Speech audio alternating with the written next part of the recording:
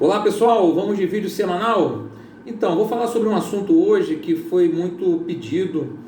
Recebi algumas mensagens, né, pelas redes sociais, alguns e-mails, né, pedindo que eu falasse sobre esse assunto. Já estava na minha lista, né, eu só estou antecipando um pouco.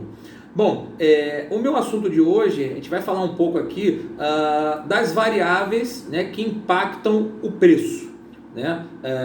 A precificação de uma maneira geral, seja de um produto, seja de uma mercadoria, seja de um serviço prestado. Então, quando a gente fala de preço, precificar é uma arte, né? É uma arte porque o preço precisa cobrir os custos, né, que uma empresa tem para produzir, ou para vender, ou para prestar aquele serviço, precisa cobrir as suas despesas, sejam elas administrativas, sejam elas comerciais, sejam elas financeiras, né, e precisam gerar a margem de lucro estimada, né, ou prevista por determinada empresa. Então, precificar é uma arte. Por quê? Porque além do preço, né, precisar cobrir todos esses itens, esses fatores, eu preciso ter um preço competitivo no mercado. Eu preciso analisar se aquele preço que eu estou colocando ele vai ser de fato aceito pelo mercado. Eu preciso analisar se esse preço atinge o consumidor, né, ao nicho de mercado que eu esteja atuando, né, e se o valor percebido pelo meu produto, né, o valor percebido pelos consumidores, ele é maior ou menor do que o preço que eu estou colocando, né? Então, a gente vai abrir aqui um pouco a nossa conversa, porque na verdade não são apenas os aspectos financeiros, né, que impactam na precificação. Claro que o nosso foco aqui maior é o aspecto financeiro, mas eu vejo que antes de olhar apenas os aspectos financeiros, existe uma necessidade de ter uma análise econômica, né, de fundamentos de economia para lançar um produto ou para lançar um serviço, que seja. Por quê? Porque na economia existem alguns conceitos muito interessantes em que se analisa se aquele bem, né, se aquele bem está sendo produzido, ofertado, ele é um bem essencial ou não. Né? Ou seja, um bem essencial, ele tende a sofrer menos impactos, né, em aumentos de preço. Ou seja, um bem não essencial, num primeiro momento de retração econômica, eu passo a não ter como vender aquele bem ou vendê-lo em quantidade menor. Uma outra situação interessante é saber se é um bem substituto. Né? Ou seja, o que seria um bem substituto? Bom, eu tenho margarina, mas tenho manteiga, ou seja, na falta da margarina, ou pelo menos num preço abusivo de margarina, eu vou para a manteiga e vice-versa. Ou seja, o bem substituto ele serve para regular, né, um mercado em que aquele produto ele está concorrendo. Né? E uma outra questão interessante é saber se aquele produto, se aquele serviço que eu estou prestando, ele tem uma questão de elasticidade. Né? Ou seja, o que seria a elasticidade? A elasticidade, ela, na verdade, são várias métricas, né? Mas ela avalia aqui a relação entre aumento de preço e redução de demanda, porque entende-se na economia que quando eu aumento o preço, a demanda tende a se retrair. Agora, produtos normalmente essenciais, ele tem uma elasticidade positiva na medida que espera-se que, por exemplo, um produto essencial, vamos dizer, se o aumento do preço for em 10%, possivelmente a demanda desse produto não caia em 10%.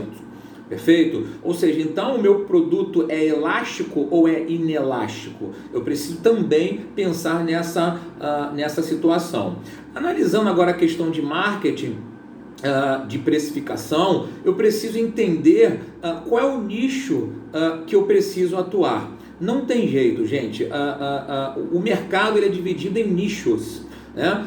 Se eu vou atuar num segmento de consumidores com renda, né, até R$5.000, eu tenho um produto para ser ofertado, para ser direcionado para esse tipo de cliente. Agora, se eu tenho produtos, né, que são ofertados com um nicho de pessoas que ganham mais de 5 mil ou mais de 10 mil reais, eu tenho outro direcionamento, que na verdade muitas vezes né? Muitas vezes as pessoas compram a marca, elas compram, né, o glamour por usar determinado produto, né? Ou seja, então não adianta colocar um produto achando que vai atender a todos os nichos de mercado. O que algumas empresas têm feito é justamente criar nichos diferentes dentro de uma mesma estrutura empresarial. Por exemplo, a Porto Seguro, ela tem como uma empresa subsidiária a Azul Seguros, né? Ou seja, a Porto Seguro é uma empresa do grupo Porto Seguros, e a Azul Seguros também faz parte desse conglomerado. Ou seja, a Porto Seguro tem um nicho de mercado e a Azul Seguros também tem um nicho de mercado, né? A própria Copenhague, né, ela tem a Brasil Cacau, né, como a sua subsidiária para atender a um tipo de consumidor, e a Copenhague tem um outro nicho de mercado. Então, a precificação deve levar também em consideração o nicho, né, em que eu estou inserido. E algo muito importante também, foi o que eu comentei no início, o preço do produto, ele precisa ser compatível com o valor percebido pelo consumidor. Ou seja, se o preço que eu estou cobrando, ele é maior do que o valor percebido, o que seria o valor percebido? Olha, o que esse produto tem de tão interessante que ele faz, né, a satisfação do cliente ser maior do que o preço pelo qual eu desembolsei. Ou seja, então eu preciso equilibrar preço versus expectativa, o valor percebido pelo consumidor. Ou seja, se eu entregar um preço alto e o valor percebido pelo consumidor for baixo, certamente o consumidor vai entender que fez mau negócio. Perfeito? Ou seja, então essas são as análises que precisam ser feitas tanto em âmbito econômico quanto em âmbito de mercado para precificar produtos. Analisando o aspecto financeiro, agora dizendo, né, ou seja, eu tenho o markup, né, que é uma ferramenta de precificação, né, que o markup eu aglutino todos os gastos inerentes à produção e venda daquele produto, né, chego a um percentual e sobre esse percentual eu aplico um indicador. Né? Vamos imaginar o seguinte aqui, eu não sei qual é o meu preço, mas eu sei que de tributos eu pago 30%. Né? Nesse contexto, o preço é sempre 100%. Né? Porque o preço ele tem sempre que ser suficiente para cobrir os gastos fixos, os gastos variáveis, né? E a margem de lucro. Então, o preço é sempre 100%. Ou seja, então, independentemente do preço, 30% são de tributos. Né? Vamos imaginar aqui que eu venda pelo cartão, né, de débito ou de crédito, então eu pago lá um percentual à administradora do cartão, 5%, ou seja, então eu tenho 30% mais 5% já, vamos dizer assim, absorvidos pelo preço.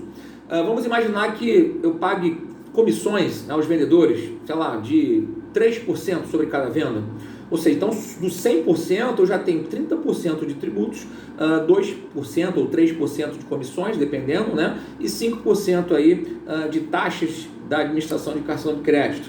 Vamos imaginar que essa empresa queira aí uma margem de lucro de 22%, né, sobre cada produto vendido. Né? Então eu tenho aí 30% de tributos, eu tenho aí 3% aí de comissões, que eu comentei, né? 5% de taxa de cartão de crédito, ou seja, 30 com 5 com 3, né? Já temos aí 38%, mais 22% de margem de lucro, 60%.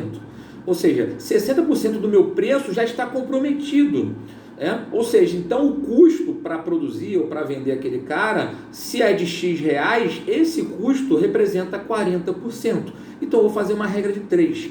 Essa regra de 3 fala o seguinte, olha, vamos imaginar que o custo seja de 50 reais. Se 50 reais corresponde a 40%, então 100% representa X reais.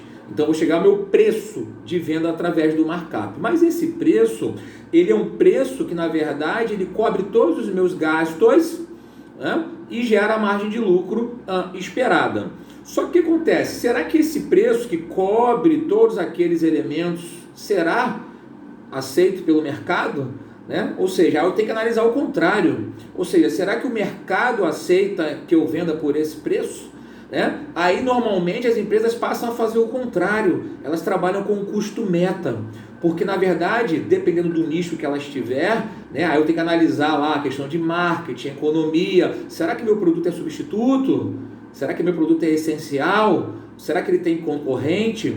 Ou seja, se ele tiver concorrente, se meu preço estiver maior do que o mercado, o que eu preciso fazer para adequar o meu preço ao mercado?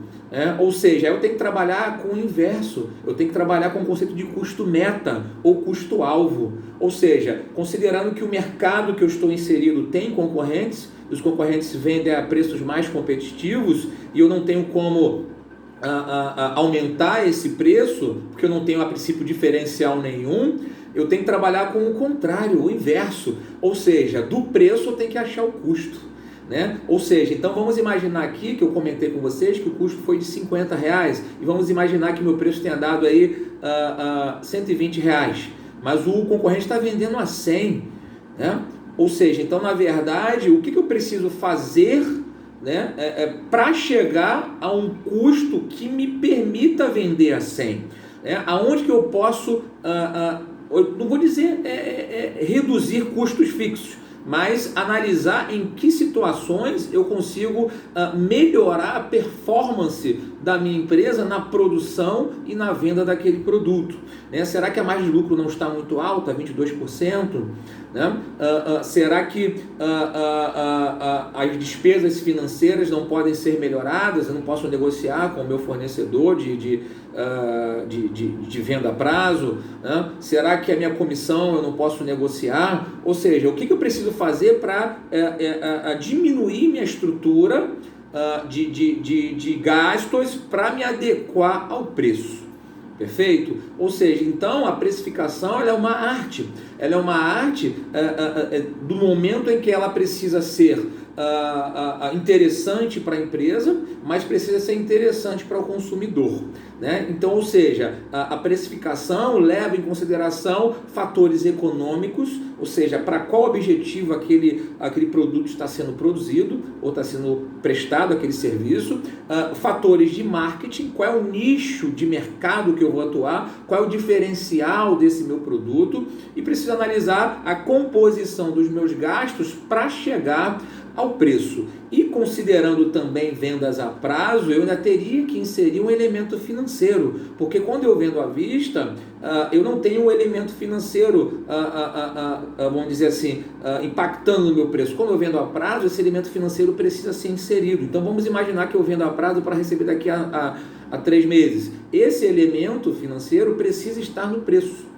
Perfeito? Ou seja, então possivelmente ele vai encarecer o meu preço. Então esse preço o mercado vai aceitar, né? Ou seja, então eu preciso pensar nesse tripé entre economia, marketing e contabilidade, finanças de uma maneira geral.